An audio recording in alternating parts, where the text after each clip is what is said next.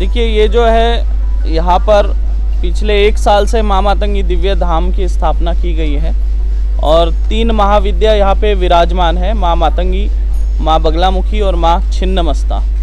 तो यहाँ पर जो है दूर दराज से लोग आते हैं, उनके जीवन में जो भी समस्या होती है समस्या लेकर यहाँ आते हैं और माता रानी की कृपा से वो दूर होती है। और यहाँ पर जो है पर्चा भी बनाया जाता है, जो उनके मन में प्रश्न होते हैं उसके उत्तर जो है पर्चे पे लिख दिया जाता है।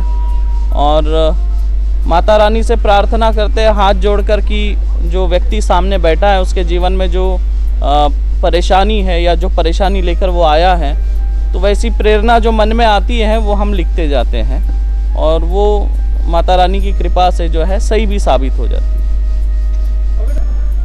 आप किसी के बारे में कैसे जानते हैं, क्या इसका लॉजिक क्या है? ये देखिए, ये माता रानी से प्रेरणा मिलती है, मन में जो आता है वो लिखते जाते हैं। माता रानी से प्रार्थना करते हैं कि अमुक व्यक्ति जो सामने बैठा है इसके बारे में कुछ प्रेरणा दी जाए, तो जो प्रेरणा आती है वो लिखते जाते हैं और वो 100% सत्य हो जाता है। ये क्या कोई सिद्धि है? ये माता रानी की कृपा है, आशीर्वाद है। बाबा जी आप बने कैसे, विद्या में आए आप, जी आपको जो ये मिला? जी देखिए, ये जो है इस क्षेत्र में आने की जो है बचपन से ही मेरी इच्छा थी, क्योंकि घर का जो वातावरण था वो आध्यात्मिक वातावरण था।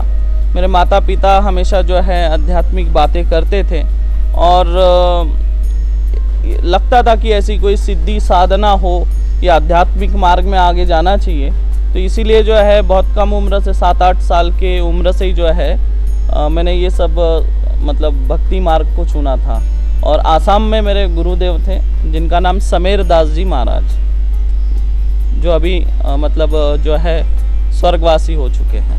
गुरुदेव क्या आप कोई विद्या की साधना किए हैं या गुरु जी की साधना की है? गुरुदेव तो वैसे 9 महाविद्या के साधक थे, 10 महाविद्या में से, और हमने 3 महाविद्या की साधना की है भक्ति मार्ग से, माँ मातंगी, माँ छिन्नमस्ता और माँ बगलामुखी।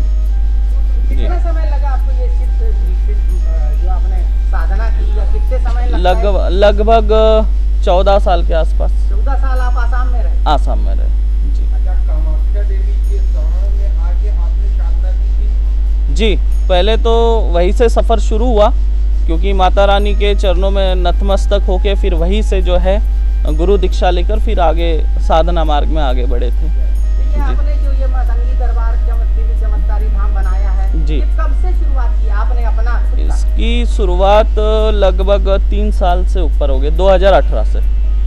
4-5 साल हो रहे हैं? हाँ, हाँ। 2018। अच्छा, हाँ, कहाँ से शुरू? पहले अभी तो शिविर, आपने पहले बोला हुआ। नहीं, पहले शिविर होते थे हमारे। अच्छा। पहले शिविर लगते थे अलग अलग राज्यों में, और आज भी शिविर लगते हैं हमारे। उसके बाद जो है हमारा पहला जो दरबार है वो उड़ीसा में बना है, और उड़ीसा के बाद यहाँ पर बना। तो उड़ीसा वाला चल रहा है कि बंद है? उड़ीसा वाला अभी इसलिए बंद है क्योंकि वहाँ पे साइक्लोन वाली स्थिति हुई थी, तो उसके चलते जो दरबार हॉल जो है प्रीकास्ट वॉल से बना था तो वो उड़ गया था, अब उसका रिकंस्ट्रक्शन होना है। और ये इसलिए हमने चुना छत्तीसगढ़, क्योंकि ये एक देश का मध्यम भाग आता है और आने जाने के लिए लोगों को सुविधा होती है, और प्लस मुझे भी जो है वहाँ का जो वातावरण है वो सूट नहीं हो रहा था, गर्मी बहुत ज़्यादा, हुमस बहुत ज़्यादा थी, फिर इस वजह से यहाँ पे आए। तो ये जो भूमि है नहीं, देखिए क्या है, जैसा मुझे आया मैंने वैसा लिख दिया। अब वो डाला गया या उसमें बना वो अलग बात, लेकिन मेरे मन में जो आया मैंने वो लिख दिया। बिल्कुल बिल्कुल बिल्कुल आ सकते हैं, ऐसा नहीं है। देखिए, प्रेत लगते हैं इसका मतलब ये नहीं कि वो मार ही दें। प्रेत लगने से मनुष्य परेशान भी होता है, जीवन में कई तरह की परेशानी उलझने भी आती है, तो परेशान तो रहते हैं। और प्रेत दरबार लगता ही है यहाँ पर भी, काफ़ी लोग आते हैं, उनके शरीर में प्रेत आते हैं और फिर बाद में चले जाते हैं यहाँ। जी, मंदिर में जो घंटी इसलिए बांधते हैं लोग यहाँ पर आकर कि ऐसा माना जाता है माँ मातंगी, जहाँ पे भी माँ मातंगी का मंदिर हो वहाँ पे घंटी बांधने से उस घर में जो है तंत्र बाधा हो या फिर अकाल मृत्यु हो, इस तरह की चीज़ें नहीं होती है। माता रानी सुरक्षा करती है, इस कामना से बांधते हैं।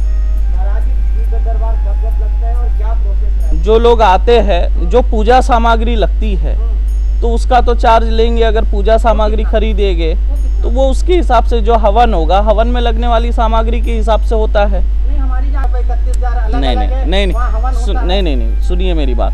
हवन अगर आप कहीं से भी अगर हवन कराएंगे तो सामग्री खरीदेगी कि नहीं? तो आप भी ला सकते हैं, इसमें कोई मना नहीं है। अगर आप बाहर से खरीद के लाना चाहे तो आप बाहर से भी ला सकते हैं। नहीं, 8,000 रुपए एंट्री फीस, उसके बारे में क्या कहें? देखिए, एंट्री फीस मैं आपको बता रहा हूँ। आप बोल रहे हैं कि फीस लेते हैं, लेकिन आप ये नहीं, उसका दूसरा पहलू नहीं देख रहे। सिक्के के दो पहलू होते हैं। एक पेड दरबार है तो हमारा निशुल्क दरबार भी है। निशुल्क दरबार में हवन सामग्री से लेके, पूजा पाठ से लेके, पर्चा बनने से लेके और एंट्री शुल्क वगैरह कुछ नहीं, और सबको समान भाव से देखा जाता है। सबको समान भाव से देखा जाता है। जो पेड में आया वो भी निशुल्क में आते हैं, तो उनको कोई अंतर नहीं दिखता। मतलब 2 तरह के दरबार चलते हैं आपके, एक पेड वाला हाँ। और एक अनपेड, फ्री वाला। हाँ, फ्री, क्योंकि ये एक सेवा है। देखिए, जो पेड कर रहे, पेड में कौन आता है? जिनकी क्षमता है या जिनको जल्दी अपना काम करवाना है वो लोग आते हैं। लेकिन उसी निधि से जो है बाकी लोगों की सेवा करते हैं ना हम, जो निशुल्क चल रहा है, तो उसी से तो हम लोगों की मतलब सेवा कर पाते हैं। हाँ एक सवाल है, हाँ, दिव्य शक्तियाँ मतलब मेरी नहीं, यहाँ पर धाम में दिव्य शक्ति है जो कि 3 महाविद्या विराजमान है। माँ मातंगी एक ऐसी महाविद्या है जिनको ब्रह्मा विष्णु महेश तीनों पूजते हैं, और देवताओं में सर्वप्रथम पूजने वाले भगवान विष्णु थे। माँ मातंगी के कृपा आशीर्वाद से आज इस सृष्टि के पालनकर्ता बने हुए हैं, माता मातंगी के आशीर्वाद से।